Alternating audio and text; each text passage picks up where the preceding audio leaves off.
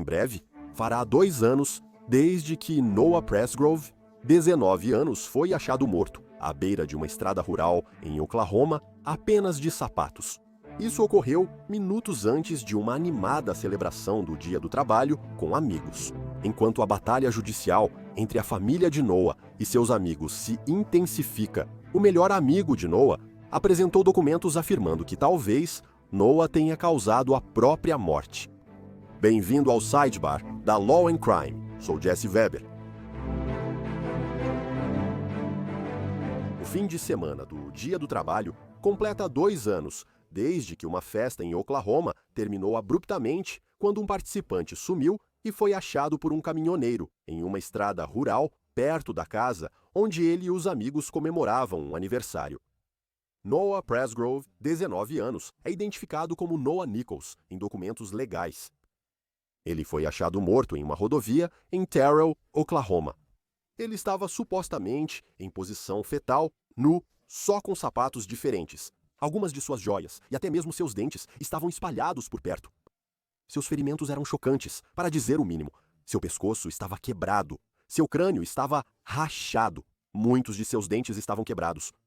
E Noah, que é esse atleta estrela em Comanche, Oklahoma, tinha se formado no ensino médio alguns meses antes. Segundo relatos, ele estava planejando entrar para o exército com seu primo. Isso, de acordo com entrevistas de familiares à revista People. Ele tinha toda a vida pela frente. E agora, você tem isso.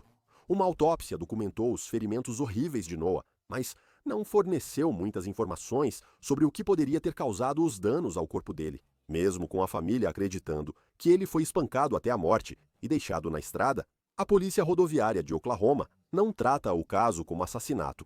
Eles já classificaram a situação como suspeita em declarações públicas, mas realmente não forneceram muitas informações. Ninguém jamais foi preso ou acusado em conexão com a morte de Noah. Frustrados pela falta de informações das autoridades, o espólio de Noah processou várias pessoas supostamente envolvidas na festa por morte por negligência, exigindo pelo menos $75 mil. Além da compensação financeira, a família de Noah quer descobrir mais detalhes sobre a noite em que ele morreu, forçar depoimentos, obter provas e aprender mais. Talvez os depoimentos dos amigos de Noah e das autoridades forneçam essas informações. E como eu mencionei, há muitas pessoas conectadas a esse caso, e o processo judicial nomeou 7 pessoas e uma empresa. Novamente, nenhuma dessas pessoas foi acusada criminalmente de qualquer irregularidade, mas elas estão listadas aqui. São eles: Avery Jo Combs, também chamada de Avery Jo Newton, a aniversariante que foi co-anfitriã da festa. Jack Newton é o melhor amigo de Noah desde a infância. Caleb Newton, pai de Jack, é acusado de permitir que seu filho e outros usassem quadriciclo enquanto estavam bêbados. Carter Combs é irmã de Avery Jo e namorada de Jack. Recentemente, o casal anunciou nas redes sociais que espera um filho. Steve Howard, mãe de Avery Jo e Carter, era a dona do trailer, onde ocorreu a maior parte da festa. Tem Johnny Trout Wilcoxon Jr., o homem que era dono da propriedade onde o trailer estava. Tem também Logan Jernigan, outro amigo que ajudou a organizar a festa. A empresa citada é a Val Petrol Sociedade, de responsabilidade limitada, dona da loja de conveniência Annapolis, em Marlow, Oklahoma. Então, o processo afirma que Jack Newton, apesar de ser menor de idade, supostamente conseguiu comprar álcool para a festa lá. O processo também cita John ou Jane Does, daí A a Z, pessoas não identificadas que podem ter envolvimento na morte de Noah e futuramente ser responsabilizadas como réis. E lembre-se, está sendo alegado que, ao longo de vários dias, pessoas iam e vinham dessa festa, possivelmente até 40 pessoas. Então, esse processo alega que houve uma conspiração civil para fornecer álcool a menores de idade e continuar dando álcool a eles, mesmo com níveis claramente altos de intoxicação. A denúncia diz que, apesar de ser menor de idade, o falecido, ou seja, Noah, foi prometido e recebeu grandes quantidades de álcool se comparecesse à festa. Os réus deram álcool ao falecido por vários dias, mesmo após ele já estar intoxicado. Durante a festa, O réu Caleb Newton permitiu que o falecido dirigisse ou andasse em seu veículo todo-terreno enquanto estava intoxicado. O falecido sofreu ferimentos em um acidente com um veículo todo-terreno. Amigos disseram que o quadriciclo só tombou. Noah não se machucou, apenas se sujou. E Carter e outra garota supostamente o ajudaram a tomar banho. Isso de acordo com uma reportagem do Daily Mail. E então, aparentemente, deram a ele um par de shorts de basquete do Jack para vestir. Citação. Perto do final da festa, os réus Jack Newton e Avery Howard foram vistos discutindo verbalmente com o falecido. Segundo o Daily Mail, Noah queria dormir na cama de Avery, mas ela disse que ele teria que ficar no chão. E eles afirmam que Noah saiu apressado. Ele estava bravo, presumivelmente indo para fora para se acalmar. E segundo relatos, essa foi a última vez que ele foi visto. Citação. Por volta das 3h41 da manhã. Em 4 de setembro de 2023, alguns participantes notaram que o sedente não estava mais presente na festa. 3h41 da manhã é um horário bem específico. Na verdade, é sobre uma foto do Snapchat postada por outra mulher na festa, chamada Jasmine Milan. E nela, ela está com um sorriso meio estranho.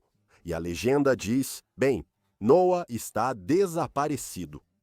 Milan explicou no Facebook que a foto era uma piada na época e não sabia que algo ruim tinha ocorrido com Noah. 2 horas depois que essa foto foi tirada, ou postada, devo dizer, o corpo quebrado de Noah foi encontrado ao longo da rodovia, a cerca de 1 quilômetro de distância do local da festa. O processo diz que a vítima foi morta a espancamentos por um ou mais réus. A queixa não especifica quem eles acham que participou da suposta agressão.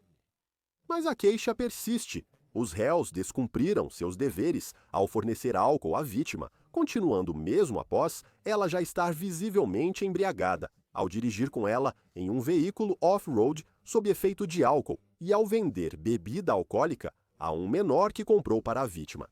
Intencionalmente ou acidentalmente, os réus mataram a vítima. Esse processo foi aberto em junho. Em julho, um juiz aprovou uma intimação que exige que a patrulha rodoviária de Oklahoma entregue documentos relacionados à morte de Noah. O Comanche Times relata que o arquivo investigativo contém uma grande quantidade de informações, incluindo todas as evidências fotográficas, de áudio e vídeo, depoimentos de testemunhas e qualquer análise de laboratório ou descobertas forenses. No início deste mês, alguns réus responderam ao processo com o que se chama de resposta. Val Petrol, Caleb e Jack Newton apresentaram os documentos. Vamos falar sobre isso, pois a maioria dos documentos dos Newton responde às alegações da petição inicial. É isso que se observa em uma resposta: confirmar, afirmar, negar ou pedir mais informações. Esse padrão se repete no processo. O documento afirma que, sobre o primeiro parágrafo da petição, os réus admitem que Noah Nichols residia no condado de Stevens em setembro de 2023. Os réus negam todas as alegações, fazendo isso para cada linha do processo, o que ocupa quase 11 páginas. Mas ao final do documento, os réus, Caleb e Jack Newton, apresentam 8 defesas afirmativas que, segundo eles, poderiam ser usadas para mostrar que não são responsáveis. Eles não causaram a morte de Noah. Para comentar os desdobramentos legais e como familiares e amigos lidam com o aniversário da morte de Noah, recebo 2 convidados especiais. Estou acompanhado pelo advogado civil Perry Falak e por Nick White, repórter sênior de investigações dos Estados Unidos para o DailyMail.com. Obrigado pela presença. Nick, começo com você. Antes mesmo de entrarmos nos documentos legais, eu só quero falar sobre o caso e a investigação como um todo, porque é um daqueles mistérios que realmente te prende. Não te deixa ir. É realmente perturbador, para dizer o mínimo. Você conversou com algum familiar, amigo ou pessoas envolvidas no caso? Venho acompanhando isso desde abril do ano passado, quando tudo realmente começou. Nós basicamente trouxemos a atenção nacional para essa história, que antes era bem local. Esse é meu nível de envolvimento desde então. Falei com dezenas de pessoas. Conversei com alguns membros da família, com pessoas que são amigas e têm relação com o caso, né, com algumas pessoas que realmente estavam lá na época e se envolveram, e também com algumas testemunhas. Então, há muitas pessoas com quem conversei, principalmente no ano passado, porque essa história meio que ficou parada, não estava acontecendo nada desde provavelmente o final do ano passado até que o processo foi aberto em junho. Então, muitas pessoas têm nos acompanhado por quase 2 anos, como você disse, mas com o passar do tempo, as pessoas foram ficando menos interessadas em falar sobre isso, porque queriam seguir em frente e perceberam que talvez, especialmente assim que começaram a falar sobre o processo no início deste ano, antes mesmo de ele ser oficialmente aberto, seria melhor não falar muito em público. Não. E o que chamou sua atenção nisso? Há tantos envolvidos nesse caso, mas o que mais chamou sua atenção?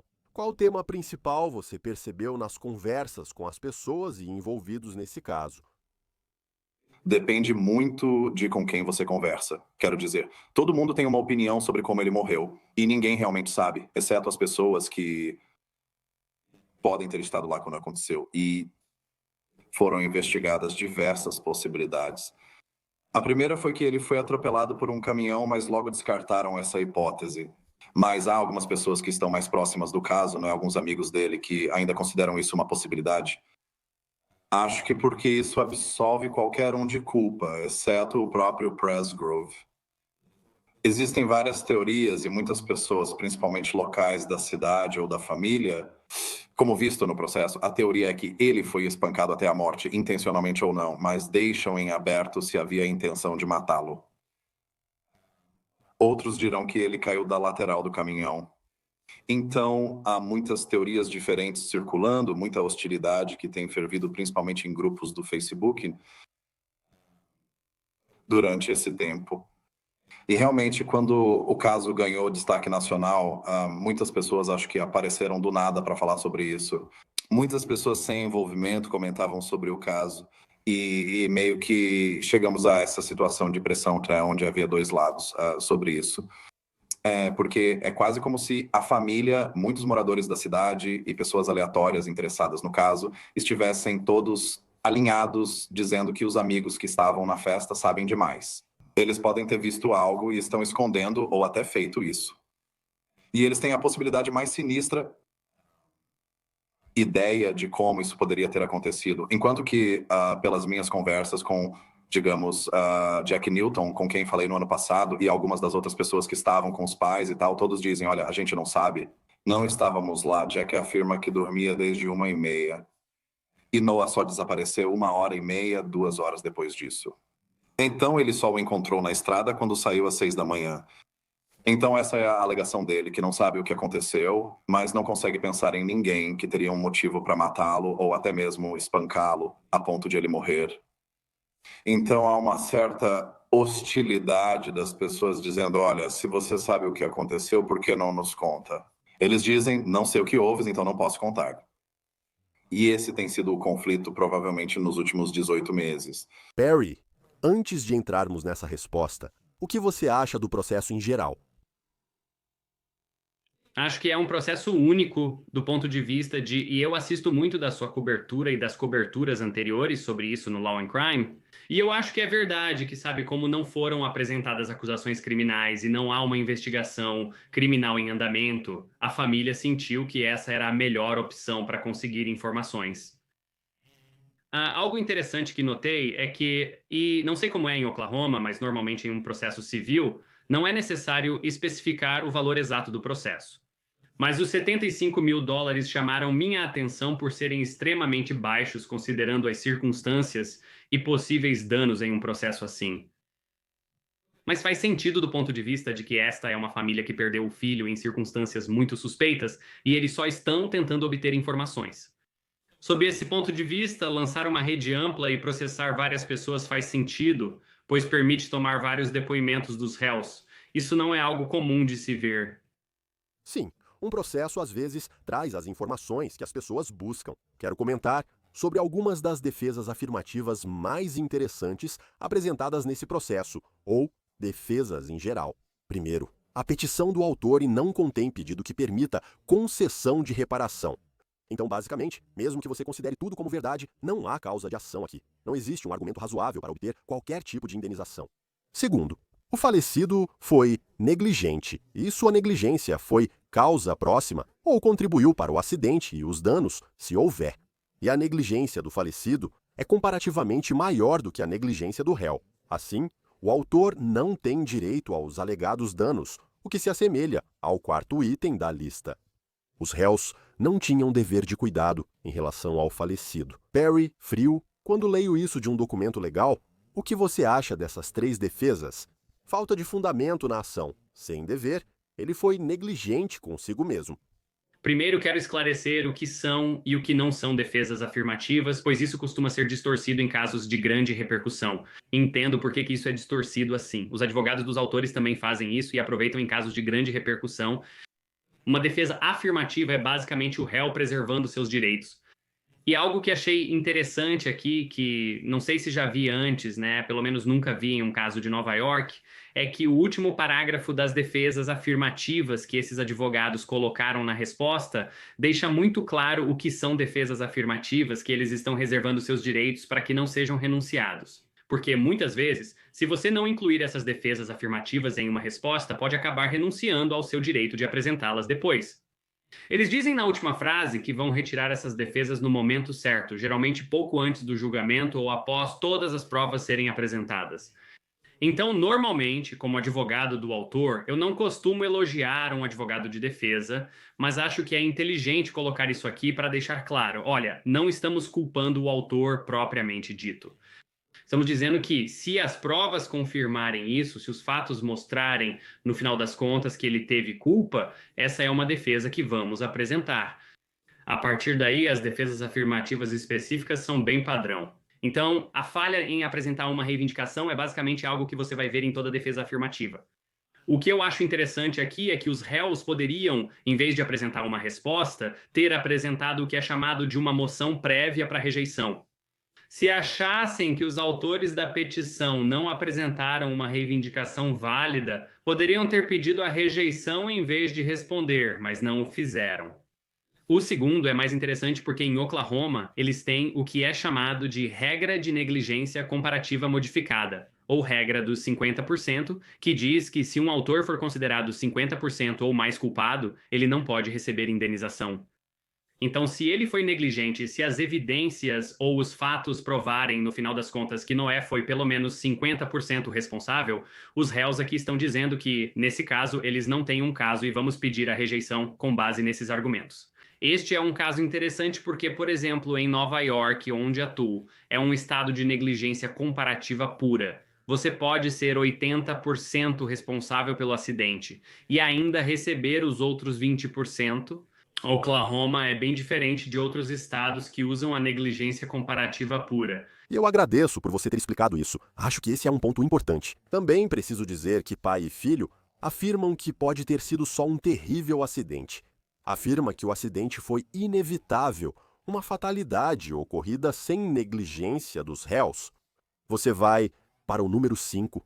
Os réus, em todo momento relevante, exerceram o cuidado comum para evitar ferimentos a si mesmos e aos outros, e tinham o direito de presumir que o falecido obedeceria à lei. Agora, Perry, antes de eu ir para você, Nick, com base nessas defesas, alguma dessas coisas faz sentido com o que você viu na sua investigação sobre o que pode ou não ter acontecido? Como disse, há várias opções sobre o que realmente aconteceu. Como só quem estava lá sabe, né? E podem ser Jack e Caleb. Caleb disse que nunca esteve lá. Ele disse: eu não sei por que estou nisso, nunca estive lá. Ele disse que o quadriciclo era praticamente do Jack, mesmo que talvez não fosse o dono legal. Não tenho certeza. Venderam no ano passado. E então basicamente, eles estão dizendo que, olha, muitas coisas poderiam não ter acontecido com ele, poderiam ter acontecido com ele. Nós não sabemos. Mas, de qualquer forma, não é nossa culpa. Vamos ver o que acontece com as evidências. porque lá e muitos dos outros basicamente se mantiveram durante todo o tempo. Isso aconteceu. Eles não sabem o que houve com ele. Ele se afastou e foi a última vez que o vimos. Não tivemos nada a ver com isso. Então vai ser isso, né? Eles estão basicamente dizendo que não temos nada a esconder. Mas, sabe, não tivemos nada a ver com isso. Certo. Perry, uma das coisas que me chamou a atenção nessa última parte é que, certo, muitas das pessoas nessa festa tinham menos de 21 anos. Eles estavam bebendo muito. Quando você fala em ter cuidado, certo, todos os réus exerciam um cuidado comum para evitar ferimentos próprios de terceiros e podiam presumir que os outros obedeceriam à lei. Parece forçado? Estou vendo certo? Bem, depende. Verifiquei a lei de Oklahoma e eles têm uma lei de anfitrião social que trata do consumo ou fornecimento de álcool a menores, mas não vejo responsabilidade civil envolvida correspondente a essa lei. As penalidades dessa lei são principalmente de natureza criminal. Acho isso revelador porque não creio que, nesta queixa, o espólio do autor tenha feito qualquer ação baseada na lei de anfitrião social. Eles estão alegando uma conspiração civil e acho que talvez estejam tentando encaixar nisso. Também poderia se encaixar em uma teoria de negligência pura, mas isso realmente só se aplicaria a pessoas que têm um dever adicional. Então isso seria para os proprietários, os pais, pessoas que estavam, sabe, em uma posição de responsabilidade por causa do local da festa. Então, sabe, é por isso que no processo eles citaram os cúmplices, citaram a mãe que tinha o trailer dela na propriedade, porque essas pessoas estão em uma posição em que realmente têm o dever de cuidar das pessoas que convidam para sua propriedade e têm o dever de cuidado comum. Agora falamos sobre Caleb e seu pai. Se o pai dele não tinha nenhuma posse daquela propriedade, e independentemente de ele estar ou não na festa, ele realmente não tem um dever em relação ao Noah desse ponto de vista. Agora, o único dever pode surgir desse quadriciclo e de quem era o dono ou não era o dono dele, e o quanto o acidente contribuiu ou não para a morte dele. Então, talvez haja uma brecha aí. E neste estágio, antes de qualquer descoberta acontecer, basicamente o que eles alegam na petição já deveria ser suficiente. Embora eu não me surpreendesse se alguns dos outros réus, quando finalmente responderem à petição, apresentassem pelo menos uma ou mais moções prévias para rejeição, como mencionei antes, em vez de simplesmente responderem, mesmo que essas moções para rejeição não sejam para acabar com o caso inteiro, mas talvez apenas para restringir algumas das acusações ou eliminar certas alegações que, neste estágio, não têm suporte factual suficiente por trás delas. Então, eu realmente acho que há algo ali baseado no réu e na responsabilidade que ele tinha em relação a Noah. E especialmente se você é um adulto e ele está em uma festa desse tipo, onde você sabe que há pessoas bebendo, mas menores de idade, você realmente tem um dever em relação a esses indivíduos. E isso me leva ao número 6, onde diz que o falecido, com pleno conhecimento dos riscos inerentes ao consumo excessivo de álcool, incluindo o risco de lesão ou morte, escolheu voluntariamente participar e, portanto, o falecido assumiu consciente e voluntariamente o risco. E o processo também argumenta que pedidos de danos punitivos são inconstitucionais sob a 5ª Emenda e a 14ª Emenda. Então, 5ª Emenda da Constituição dos Estados Unidos, da América 14ª Emenda, basicamente, os danos precisam ser razoáveis. Eles precisam ser proporcionais. Como mencionei, Val Petrol respondeu à queixa com defesas afirmando que o autor não provou que Val Petrol tinha dever com Noah, violou leis de Oklahoma sobre venda de álcool ou tinha ligação direta com a morte de Noah. Perry, como você reage a isso e a esses processos em geral? O que devemos pensar? Bem, falando sobre a resposta da Petrol, eu realmente acho que há mérito nisso com base na pouca informação que está na queixa.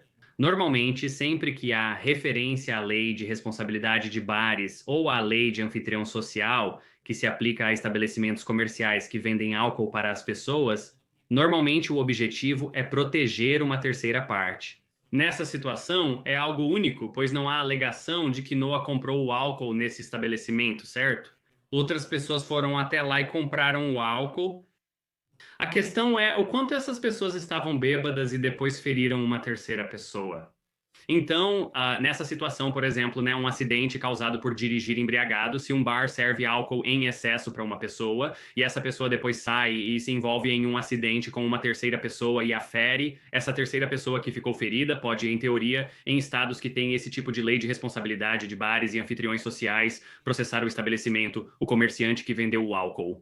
Não é exatamente isso que temos aqui. Noah estava consumindo álcool voluntariamente, de acordo com todos os relatos. Não há informação de que ele foi forçado a beber. Então, se a intoxicação dele causou o ferimento, não vejo nenhuma reivindicação ou qualquer base para responsabilizar quem forneceu o álcool, considerando esses fatos. Então, eu entendo por que estão mencionando isso. Eu entendo que os pais estão lançando uma rede ampla, como eu disse no começo, porque eles estão tentando conseguir informações aqui. Então, tudo isso faz sentido para mim. Mas, no fim das contas, eu não sei qual é a ligação com o Valpetrol ou com o posto de gasolina que vendeu o álcool. Boa observação.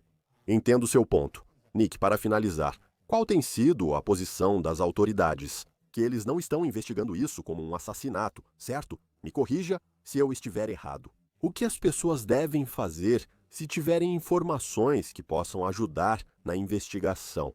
Qual a posição das autoridades agora? Se alguém tiver mais informações, o que você recomenda que faça? As autoridades foram muito discretas durante a investigação. De forma incomum, comparado a outras investigações de morte, eles não revelaram nada até que a pressão da mídia os obrigou a divulgar o laudo da autópsia muitos meses depois do que seria o normal. Nem a família foi fornecido. Eles afirmaram que não investigam como assassinato, mas isso não exclui homicídio culposo. Depende do que quiseram dizer com isso, podem também presumir que foi acidente. Mas não há realmente como saber isso, porque eles não vão nos contar. Eles não contam para ninguém. Também já trocaram de investigadores desde então. Então é realmente difícil saber o que eles estão pensando e o quanto eles têm trabalhado nisso. Eles disseram que, sabe, ainda estamos trabalhando nisso, ainda é uma investigação em aberto sempre que você pergunta, mas eles não contam nada novo ou qualquer novidade sobre isso. É difícil saber o que eles pensam, exceto que não acreditam ter sido assassinato. A família não concorda com isso e muitas pessoas que têm acompanhado o caso também não. Mas é aí que a polícia chegou com os fatos deles. Não sei, é difícil entender o que se passa na cabeça deles. E se as pessoas tiverem mais informações, são orientadas sobre onde ir ou o que fazer. Toda vez que isso aconteceu, foi a família que implorou por informações por muito tempo. Eles podem ligar para na patrulha rodoviária de Oklahoma e contar o que sabem, o que, na verdade, precisava ter acontecido há quase 2 anos. Se eles têm algo pesando na consciência, esse é o momento, antes que o processo judicial possa sair do controle. Perry Falak, Nick White, obrigado pela participação, agradeço. Isso é tudo o que temos para vocês agora aqui no Sidebar, pessoal. Muito obrigado por nos acompanharem. Inscreva-se no YouTube, Apple Podcasts, Spotify ou onde ouvir seus podcasts. Eu sou Jesse Weber, eu falo com vocês na próxima vez.